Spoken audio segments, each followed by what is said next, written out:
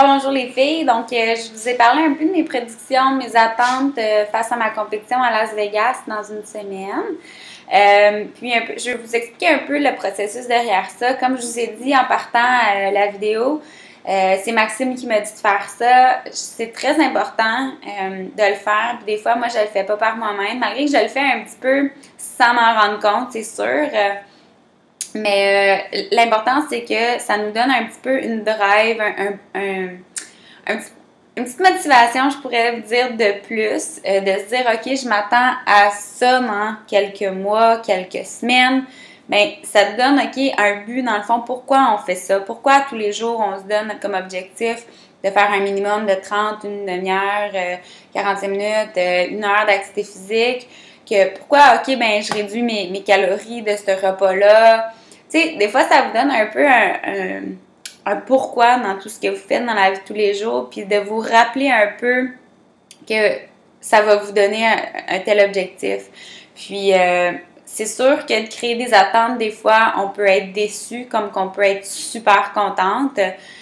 Puis moi, c'est là je trouve difficile parce que malgré tout, tu sais, là, je vous dis, je veux faire un top 5, je veux faire un top 10, dépendamment du nombre de personnes. Mon but, c'est de ressortir du lot. Bien, c'est sûr que si j'arrive à ne pas ressortir du lot, je serais pas contente. C'est sûr, parce que mon attente a été fixée, mon objectif est fait. Sauf que mon objectif, à cause que j'ai fait ça, ça me donne une petite pression de plus, ça me donne une motivation de plus, un petit entraînement de plus. Peut-être, j'ai réduit un petit peu plus les calories. OK, il faudrait que, tu sais, j'ai une visualisation qui part en ligne envers mon objectif. Plus que je le visualise, je ressens les sentiments, je suis stressée, je ressens exactement l'émotion que je pourrais vivre en étant sur la scène. Donc, je pense que c'est très positif. La visualisation, ça a toujours été très positif. Donc, je pense que ça peut nous apporter que du positif. Évidemment, ça fait 3 fois que je le dis. Puis, dans le fond, c'est vraiment important pour vous autres de savoir où est-ce que vous enlignez. Essayez de vous établir des objectifs plus à court terme également, de savoir, OK, je m'attends à quoi dans une semaine. T'sais, vous autres, c'est pas la même chose que d'embarquer sur la scène, mais visualisez-vous avec 10 livres de moins, 20 livres, 50 livres de moins. Comment est-ce que vous vous sentirez? Puis, est-ce que c'est ça votre objectif, de perdre le 50 livres? Ben, mon objectif, dans 2 mois, je vais avoir perdu 10 livres. OK, mais comment tu te sentirais? Visualise, est-ce que tu serais bien? Puis le sentiment de bien-être va vous apparaître instantané. Vous allez être bien dans votre peau, vous allez vous regarder dans le miroir, vous allez être fier de ce que vous avez fait.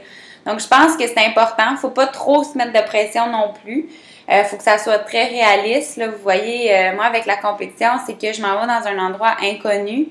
Fait que je me fais cet objectif-là, mais je pense que ça va changer beaucoup une fois que je vais y arriver. Tu sais, comme je vous dis, si on arrive puis j'ai 50 filles contre qui je suis, ben mon objectif risque de changer un petit peu du top 5. Là, tu sais, je veux dire, faut quand même que je reste réaliste, puis je veux pas être déçue non plus. Tu sais, si je dis je veux la gagner, la compétition. C'est sûr que tout le monde s'en va compétitionner puis aimerait la gagner, mais en même temps, si je m'attends à gagner. Puis si je gagne pas, je vais être déçue de mon expérience. Pourtant, c'était une super belle expérience.